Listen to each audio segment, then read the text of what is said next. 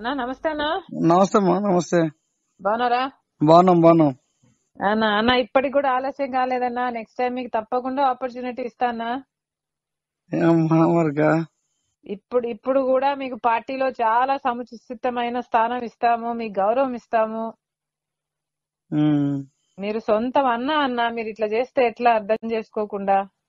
అన్నా నేనైతే మీకు ఇయ్యాలనే అనుకున్నానన్నా, కానీ రఘువీరారెడ్డి గారు ఆరకు సిపిఎం కి ఇచ్చేశారు. నేను మిమ్మల్ని అకామిడేట్ చెయ్యకుండా చెయ్యాలని నా ఉద్దేశం మొదటి నుంచి కాదు. అట్లాంటిది మీకు అన్ని తెలిసి, నా గురించి కూడా తెలిసి, రాజశేఖర రెడ్డి బిడ్డ గురించి కూడా తెలిసి, నేనేదో డబ్బుల కోసమో మా టీం ఏదో డబ్బుల కోసమో బిల్లిబాబుని చేశామనేది వాస్తవం కాదు కదన్నా. మరి ఇట్లా ప్రచారం చేయడం కూడా కరెక్ట్ కాదు కదా. మీరు నేను ఏం ప్రసారం చేయలేదు మీ గురించి. ఏమో అన్న అసలు బాగలేదు అసలు బయట. నేనైతే ఇక్కడ మీ గురించి గాని పార్టీ గురించి గాని ప్రసారం నేను చేయలేదు. సరే అన్న ఇప్పటికి కూడా ఆలస్యం కాలేదు. మీరు రెబల్ కాకండి. నెక్స్ట్ టైం తప్పకుండా అవకాశం ఉంటుంది. ఇప్పటికైనా అన్నగా పిలుస్తున్నా అన్న, కమ్ బ్యాక్. అదే నేను పార్టీకి గాని నేను మరొక మీకు గాని నేను ఎప్పుడు వ్యతిరేకాన్ని కాను. కానీ నాకు అన్యాయం జరిగింది ఆ రోజు. నేను కాదంటం లేదు అన్నా, నేను కాదంటం లేదు. కానీ జీవితంలో కొన్నిసార్లు ఇట్లాంటివి జరుగుతాయి. దానికి మన చేతుల్లో ఉండవు అన్ని విషయాలు. మన చేతుల్లో అనుకున్నాను మనకి ఏ రోజు జెండా మోయన వాడికి, ఏ రోజు పార్టీలో లేని వాళ్ళకి ఇచ్చేయడం వల్ల నాకు అది మరొక విషయం ఏంటంటే, మీరు ఆ వేలాది జనాల ముందు మరొక ప్రకటన చేయకపోయినా బాగుండేది. నేను అక్కడ ప్రకటన చేయడం వల్ల నేను డిసప్పాయింట్ అయ్యాను. మా వాళ్ళు మరొక ఇది అయిపోయారు. దానివల్ల తెలుసు అన్న, మీకు అన్ని తెలుసు. మీకు కాంగ్రెస్ ఓట్ బ్యాంకు ముఖ్యము, మనకు వైసీపీ ఓట్ బ్యాంకు కూడా ముఖ్యము. రెండు కలిసి వస్తాయని కదా నేను తీసుకుంది. అవునవును. మరి మీరు అక్కడ నిర్ణయం అన్నది ఇప్పుడు నేను చూసాను. నేను తీసుకుంది ఎందుకు మీకు ఇక్కడ కాకపోతే మీకు అక్కడ ఇద్దామనే కదా తీసుకున్నా నేను. మీకు తెలుసు కదా. అదే ఇప్పుడు నేను చూసాను. మీరు ప్రసారం చేసేది, మరి మీరు డైవర్స్ మీద మాట్లాడేది నేను చూసాను. మొన్న నా జనాల్ని చూస్తే 5 రెట్లు ఎక్కువ వచ్చారు నాకు.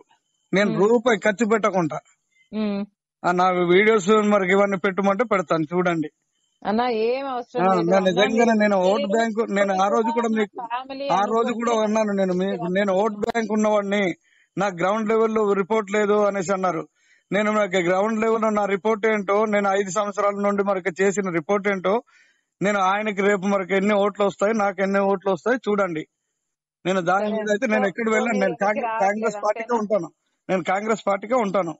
నేను వేరే పార్టీకి నాకైతే ఇష్టం ఉండదు కూడా. మీరు ఇప్పుడు ఇండిపెండెంట్ గా పోటీ చేస్తే ఇంకా కాంగ్రెస్ పార్టీ గురించి మర్చిపోండి. మర్చిపోమంటే నేను మర్చిపోతాను. మర్చిపోండి. మీకు ఇప్పుడు మాత్రమే అవకాశం ఉంది మళ్ళీ కుటుంబంలోకి రావడానికి. ఇప్పుడు మాత్రమే అవకాశం ఉంది. మీరు రెబల్ గా వేసుకున్నాక, మీరు పోటీ చేసినాక, కాంగ్రెస్ పార్టీకి డామేజ్ చేసినాక మళ్ళా మీరు కాంగ్రెస్ లోకి రావచ్చు అనుకోవడం. నా భవిష్యత్తే డామేజ్ అయింది. నాకు ఇంకేముంది మరి. అదే అన్న, ఇప్పుడే ఆలోచించుకోండి. మళ్ళీ మీకు కాంగ్రెస్ పార్టీ అవసరము అనుకొని ఎన్నిక వస్తే మీకు ఇక్కడ స్థానం ఉండదు. మంచిదే కదా. అదే అన్న, మీరు ఇప్పుడే ఆలోచించుకోండి. ఏమైనా మీరు ఇప్పుడే ఆలోచించుకోండి. అవునవును, సరే అన్న, మంచిదే. ఓకే. గారు పార్లమెంట్ ఇయర్స్ అని వాళ్ళకి చెప్పారంట. వాళ్ళేమో పార్లమెంట్ ఇంకా మేము ఏం ఎనిమిది అన్నట్టు కూర్చున్నారు సిపిఎం వాళ్ళు. మేడం గారు, నేను ఎంత నమ్మకంతో ఉన్నాను మేడం గారు. మీకు ఆ రోజు నాకు మాట ఇచ్చారు. మరి ఆ రోజు కూడా ఇంటి దగ్గర ఆ మాటకి నేను కష్టపడి ఉన్నాను మేడం గారు. మరి ఇప్పటి వరకు నేను నిజంగా మీ మాటకి మరి కాదనుకుంటా. ఇన్ని సంవత్సరాలకి నేను పార్టీ జెండా మోసి మరి ఇంత బతికించిన వాడిని నేను. సుబ్బారావు గారు, నాకు కూడా చాలా బాధగా ఉందండి మిమ్మల్ని అకామిడేట్ చేయలేకపోతున్నందుకు. నేనైతే చాలా శక్తిగా మిమ్మల్ని పార్లమెంట్ లో అకామిడేట్ చేయాలని నేను ప్రయత్నించాను, కానీ అది కుదరలేదు. పార్టీ కోసం మనం అప్పుడప్పుడు త్యాగాలు కూడా చేయాల్సిన అవసరం ఉంటది. నేను నెక్స్ట్ టైం మీకు మాట ఇస్తున్నా, ఈసారి కోఆపరేట్ చేయండి. మనం ఆ రోజు మన ఇంట్లో ఏ ఒప్పందం అయితే మాట్లాడుకున్నామో, బులిబాబు నా డెలివరీ కూడా మీకు చేయమని చెప్తా. ఈ ఒక్కసారికి కొంచెం తగ్గండి, కొంచెం కాంప్రమైజ్ అవ్వండి. మీ త్యాగం ఊరికే పోదు.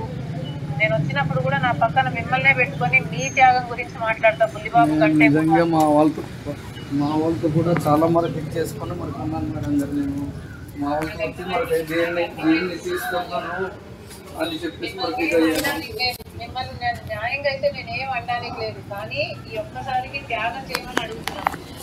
పార్టీ కోసం ఈ ఒక్కసారి మీరు ఇంత కష్టపడ్డారు, పార్టీ కోసం త్యాగం చేయాల్సిన చేయాలి కదా. ఇప్పుడు నాకు నమ్మిన వాళ్ళు అయితే మనకి అస్సలు ఒప్పుకోవటం లేదు మేడం, మనకి సస్యమారి అని కూర్చున్నారు. నేను మనకి ఏదో రకంగా వాళ్ళకి ఒప్పించి మనకి ఇచ్చేద్దాం అనుకున్నా ఒప్పుకోవటం లేదు.